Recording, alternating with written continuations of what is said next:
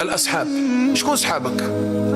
أنا نقول لك واحد حاجة، دوك أنت دينك وأخلاقك وتربيتك ومصيرك عند الله عبك وراهم وتقدر تشوفهم في صاحبك. أنت الآن اسأل نفسك، صحابك القراب عبك معناتها صحابك اللي تدور معاهم اللي راهم يأثروا عليك، هادو صحابك هما اللي يأثروا عليك. هادو الأصحاب هادو اللي يأثروا عليك.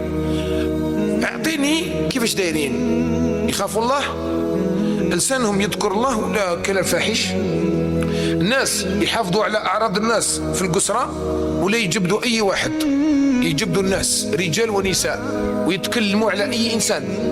هاد أصحابك اللي كي تكونوا تقصروا عندهم حدود في الاحترام ولا ما عندهمش. هادو أصحابك كي ينادي المنادي يروحوا ولا يقعدوا.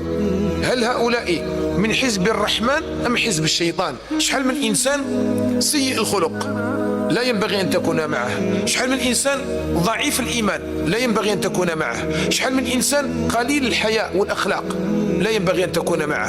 إذن أنت الآن تختار أصحابك.